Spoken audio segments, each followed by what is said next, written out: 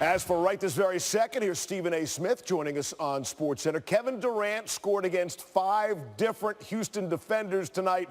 Legs was talking about it. Durant would seem to be the key, and the Rockets simply had no answer for him tonight. Well, listen, he was absolutely explosive over the first 3 quarters. He's 6'11" with a 7'6" wingspan. When you look at his mid-range game, his ability to shoot the J, you talk about in terms of scorers, you talk about Michael Jordan, you talk about Kobe, you talk about people like Kevin Durant. He's just that kind of a big-time offensive player. What I was most impressed about is the fact that he recognized tonight wasn't going to necessarily be Steph Curry's night. Steph Curry was relatively pedestrian, had about 18 points, but he did have help. Kevin Durant had help in the form of Klay Thompson, who dropped 28, who hit 6 3-pointers, who scored like 8 points in the 13-4 run in the fourth quarter to sort of pull it away. They went up about 100-87 at that particular juncture. They spread the basketball. They trust one another. They have faith in one another.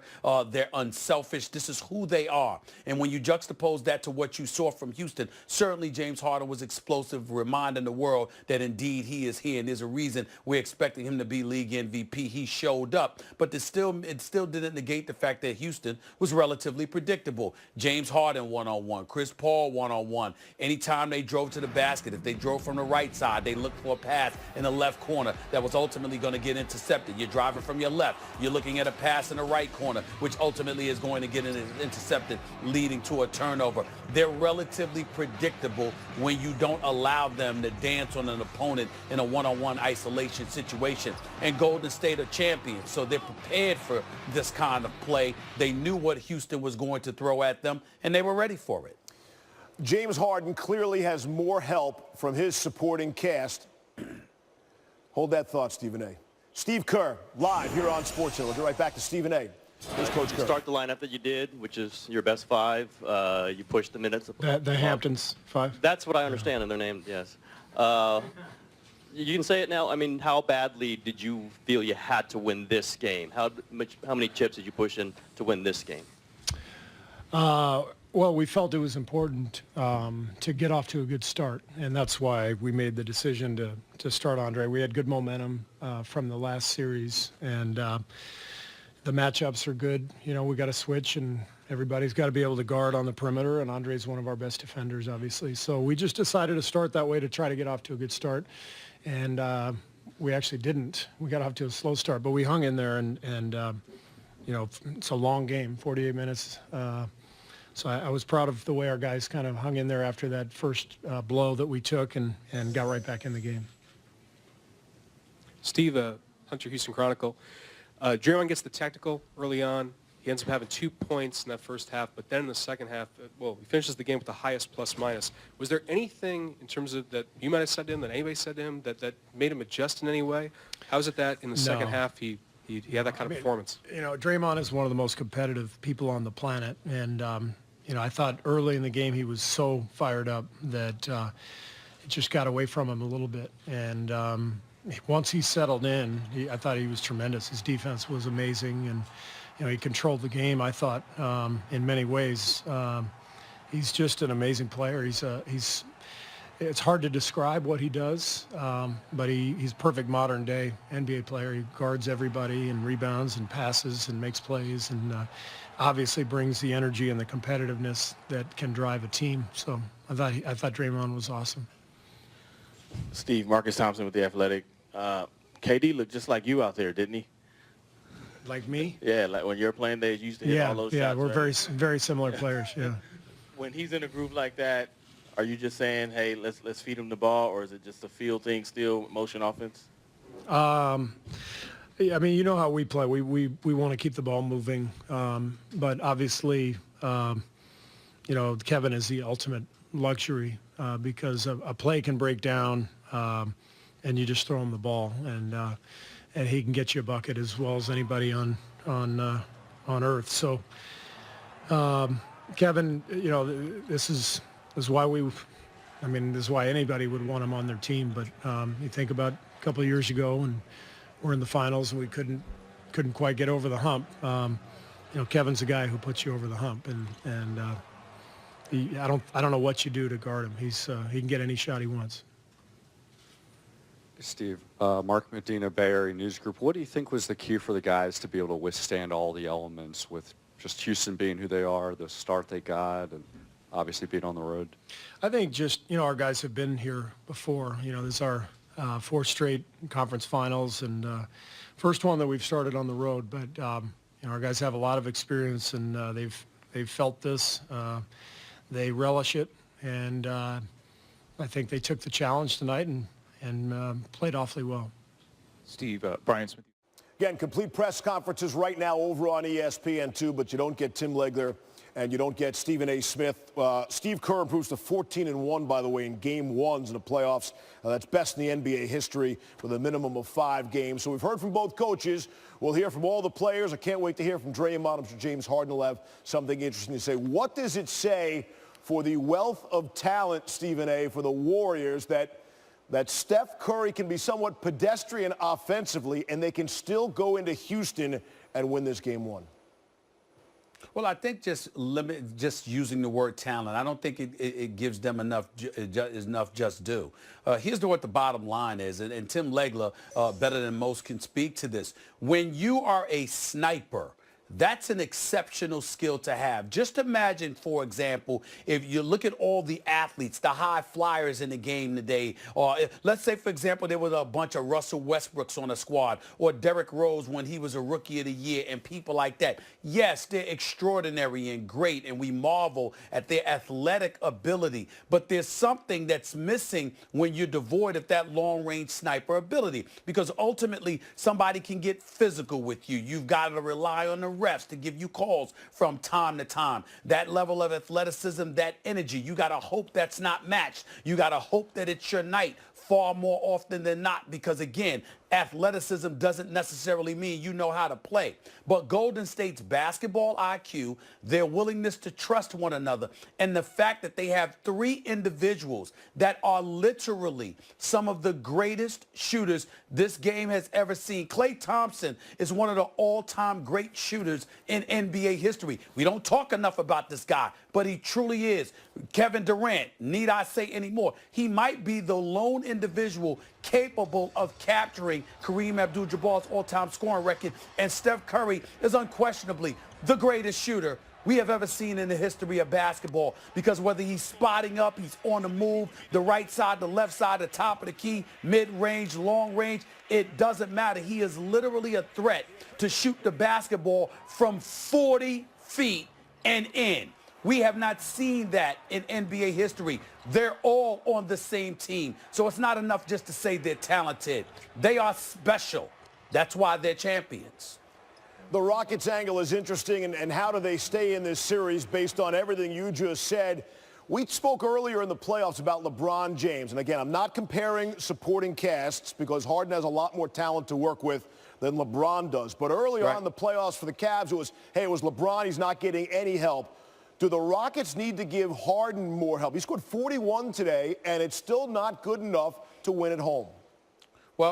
Well, first of all, he needs help. Of course he needs help. But first of all, he needs help from his coach. Mike D'Antoni, to me, is my coach of the year. He's extraordinary offensively, but defensively, there's been a lot left to be desired in years past. Not so much this year. But Tim Legler was absolutely right in terms of when KD has the ball, there are things that you can do. You don't necessarily have to switch the way that Mike D'Antoni elected to do and seems to be a prisoner to doing. That's number one. Number two, of course, James Harden has to continue to be that guy. But Chris Paul, it was 23 and 11 rebounds. He led them in rebounds, just 4 assists.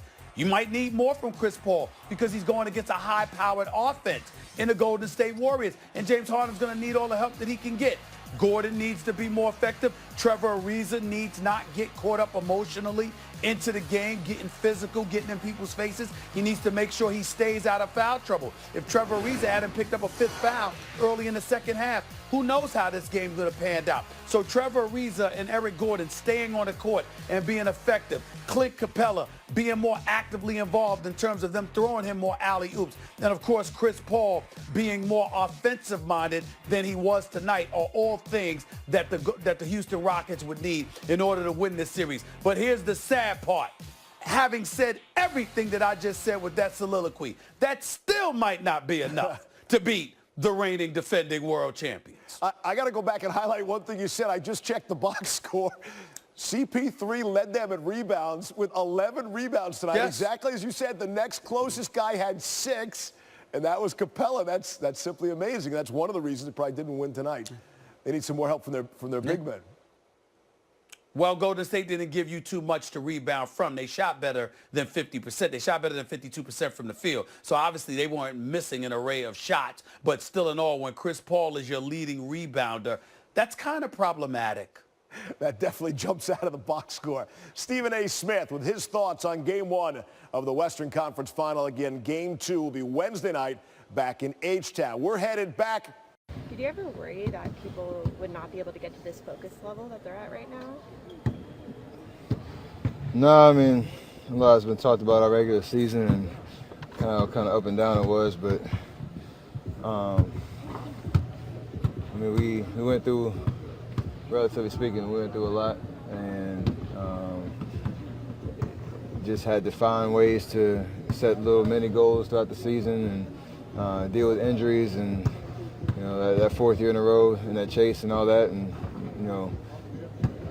the big picture was we get to this point.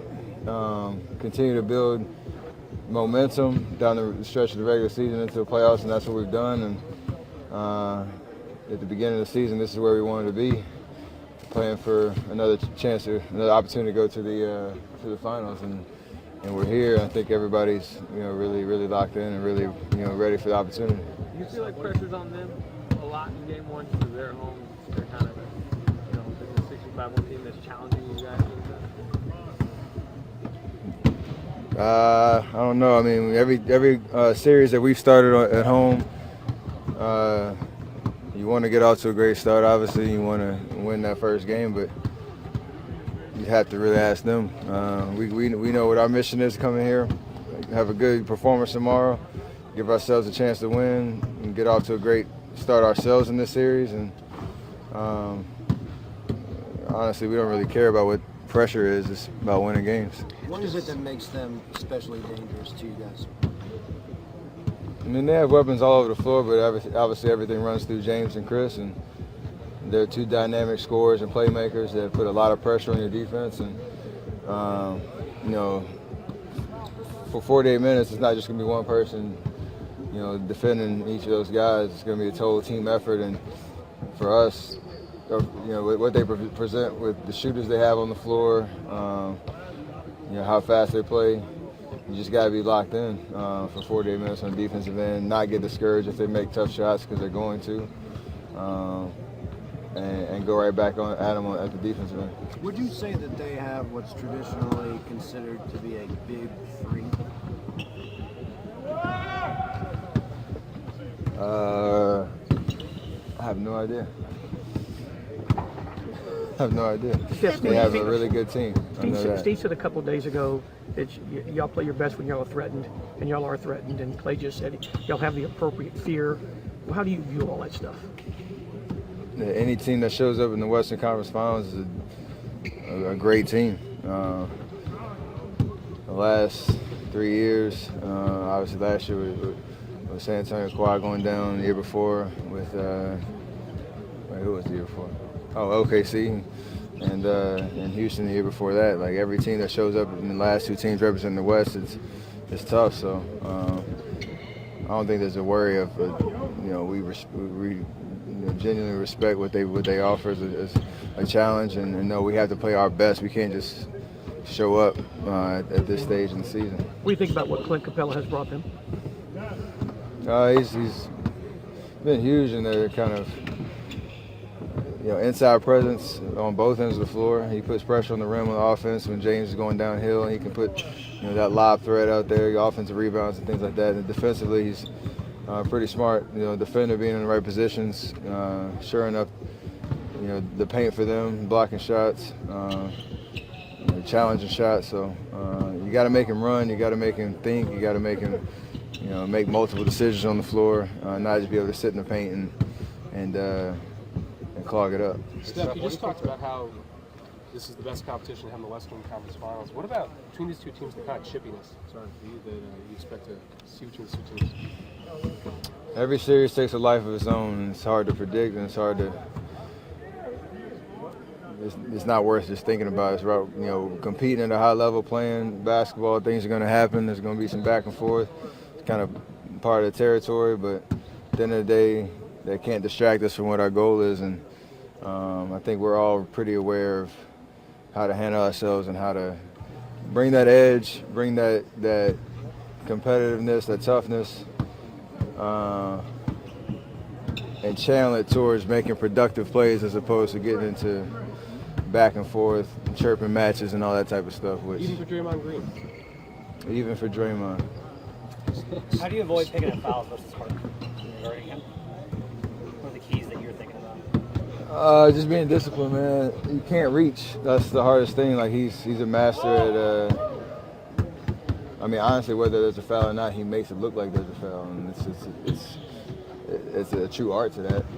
But for us, we don't want to be in those situations where a ref is making a judgment call. We want to try to make it as clear as possible. We're playing great defense with our hands out, using our bodies, using our IQ to make it tough on them. And at the end of the day, that's all we can control. So we have a pretty good understanding. We played them plenty of times, and don't want to let that be a determinant factor in the series. Draymond famously texted KD during the New Orleans series to get him aggressive again. Has he ever done anything like that with you? And if so, what did he text to you?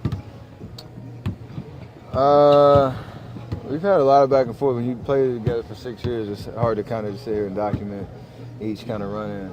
I think 2 years ago, our 2015 championship run in Memphis, we were down 2-1, and after the game, I was in my hotel room. I wouldn't call it sulking, but I was thinking about, you know, what I need to do better for the next game and whatnot. And he called and told me to come down to the barbecue spot down the street, and we had a pretty unhealthy meal.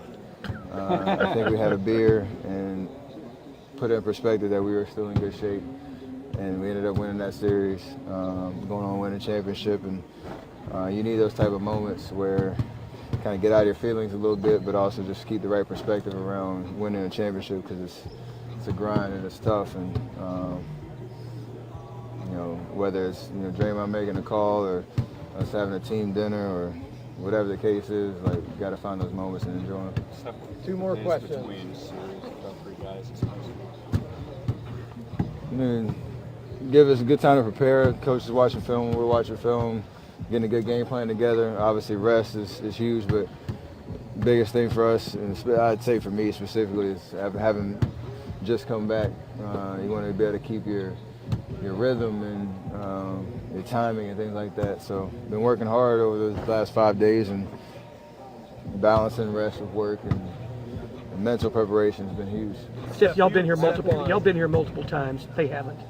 How much of it has you? If it is, how much so?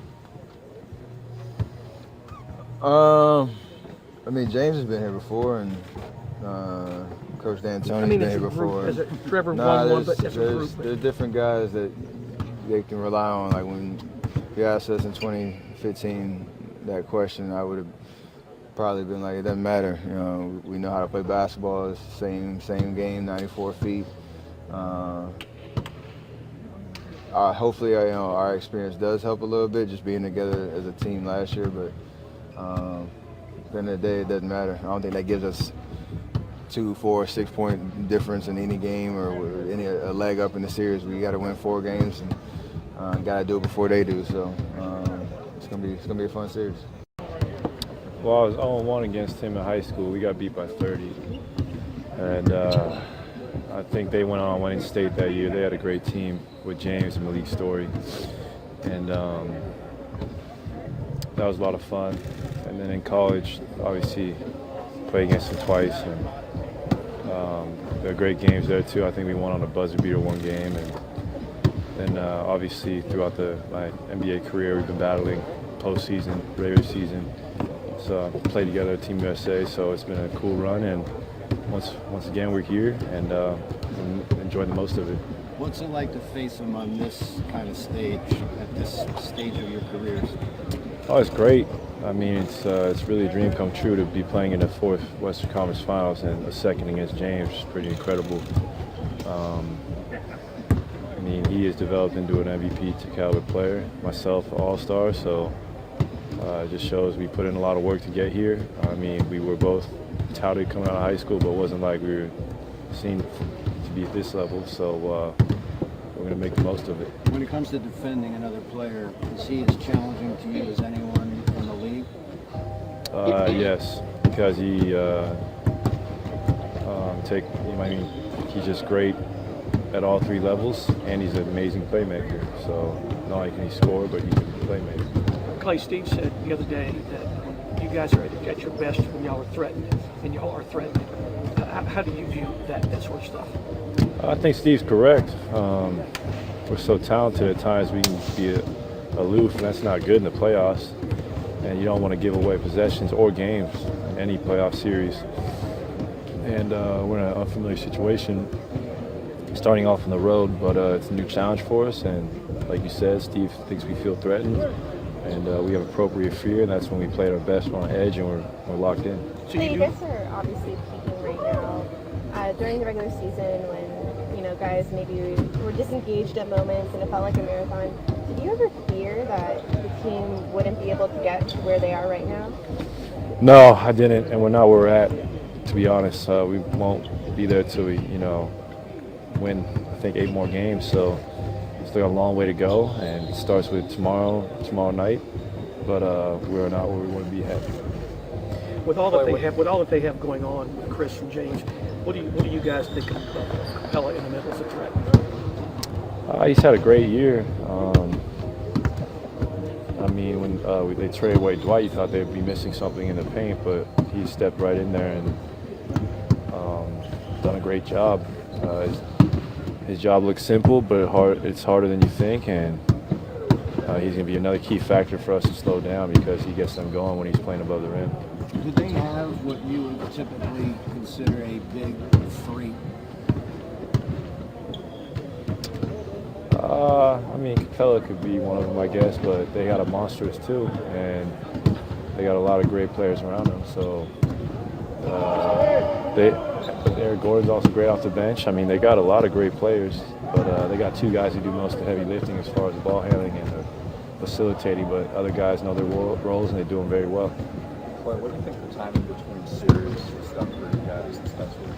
We're fresh, but we're eager to get playing. I feel like I've answered every question there is in the book for 5 days, but we're just so ready to get out here and compete and showcase our talents, to a national audience.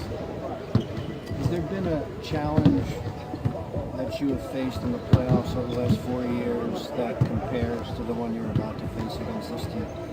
Definitely. I mean,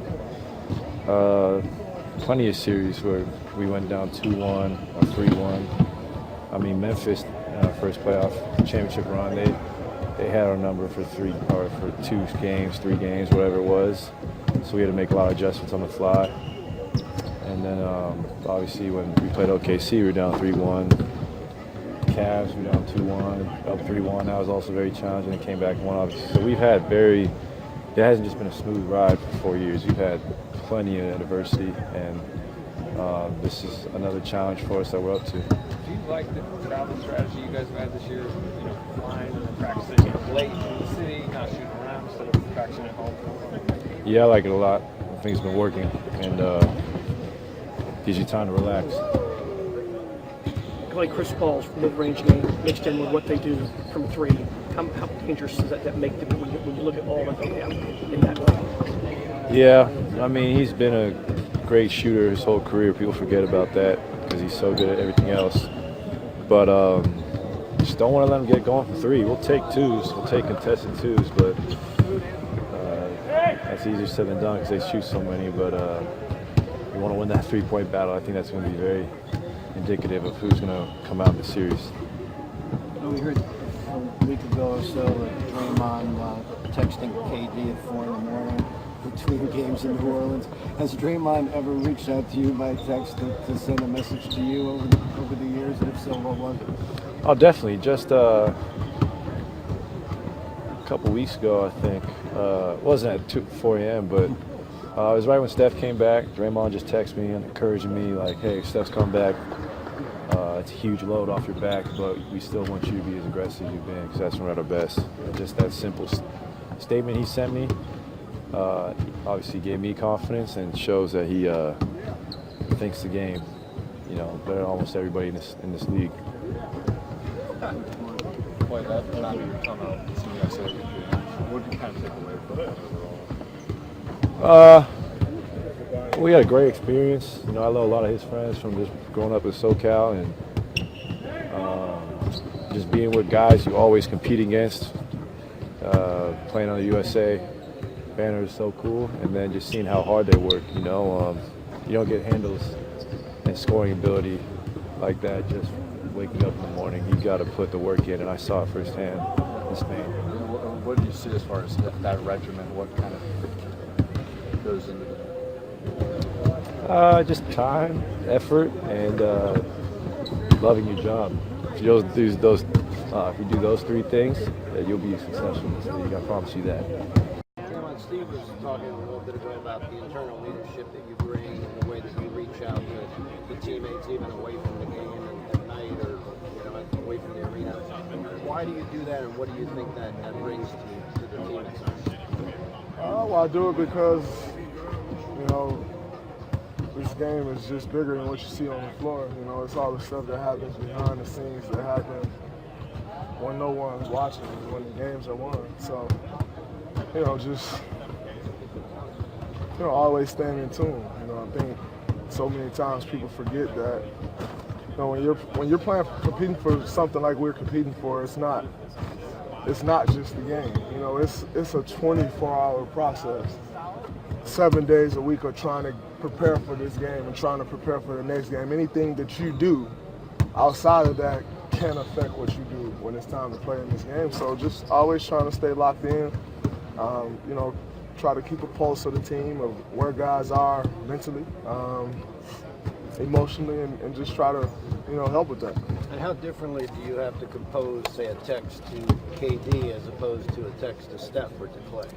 Well, that's all a part of knowing your guys. You got to know what buttons to push for guys, and it's different for everyone. But that's not something that happens overnight. That's something that happens over time. As you kind of figure out what helps and what works for particular guys. You can't lead everybody the same way. It's different styles of leadership that you must take on when dealing with different guys. And so that's kind of just something that I've learned over the course of my years. Something that Coach Izzo used to tell me a lot. You can't lead a guy if you don't know him. And so it's a process. Draymond, did you see the clip of LeBron last night? Yeah, that was impressive. But could you do the same thing, I imagine? Yeah, I think I can. That was impressive, though. He got applause for it, even. He should have got more than that. Should have got a standing ovation. That was very impressive. Do you feel like you have a photographic memory about things that happen in certain games? Oh, yeah. I mean, I can I know, at times I watch a ton of film, at times I don't watch any. So I can kind of, remember what went wrong on any given play. But nonetheless, that was impressive. Remind me, this time of year, do you become film rat, or do you not sweat the details because you've seen this team 100 times? No, I watch a ton of film this time of year.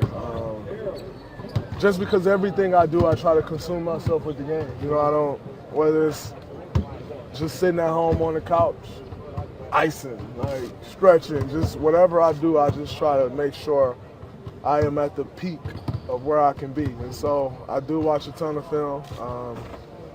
You gotta beat somebody 4 times. Like, that's not easy to do.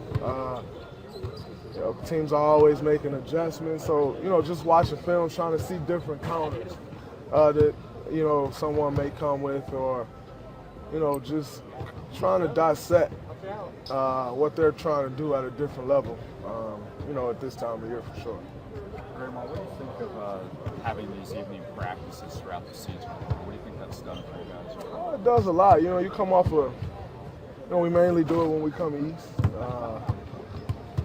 What's this, southeast, whatever. But, you know, it helps a lot because, you know, you get off a 3.5-hour flight, 4-hour flight, sometimes 5-hour flight. Most people, you go to the hotel room, you eat, and lay down or whatever it is. But just to come in, get off the plane, get your legs moving, get a feel for the ball, you know, I think it makes a huge difference. I know it helps me, you know, feel a lot better that next day. You know, it's not so much, every time we get off the plane, we're like, oh, we gotta go to the gym. But that next day, you feel so much better. I think it helps us a lot. Do you think the Rockets have what you would traditionally call a big three? What's a big three? I think that's a term people that made up. So, what's a big three? 3 star players that stand out above everybody else on the court. They stand out more than anybody else? I don't know. Who would their big three be? Well, that's the question. Do they have a big three? No, you're asking, so you must think they have a big three, so I'm asking you who are the 3? I don't know. I've heard that they had a big three, and I want to know if you thought they had a big three. Oh, I study all their players. Every single one of them is good and can beat us. So I don't study any 3 particular players. I study all of them. Number one, I may end up on all of them. So I have to know what every guy likes to do in his tendencies. And, you know, I know they got maybe 5-6 guys, if not more, that have scored more than 20 points in the game this season. So if you study in 3 players, you're wrong. How much of a challenge is this team specifically to your team's normal defensive principles, the thing that you try to do every day? I mean, well, they shoot a lot of threes. Our defense is kind of built on trying to take 3 out of the game, so that's not, I mean, it's a challenge because they're very good at it. But it's not a challenge in the sense of it's not what we don't practice and, you know, try to take away anyway. I think that's the focus of everybody, defense in the NBA nowadays. But, you know, when I think they do, you know, they surround Capella with 4 shooters. He's a lob threat at the rim. You know, James penetrating, getting the teeth for the defense, kicking out for threes and throwing up for a lob, finishing at the rim. You know, they definitely cause a lot of problems. That's why they, you know, are where they are right now. But, you know, I think we've kind of seen it all. But every game is different. Every series is different. And you got to, you know, go in that series locked in, but with an open mind that you may have to make adjustments. What you feel like may work from the beginning just may not. So we're prepared for it, you know, ready to play. James and Clay grew up in Southern California playing against each other. Now they've played against each other in college, and now they're going against each other in this league. What do you look for when those two go head-to-head doing the kind of games that they both have? For a win?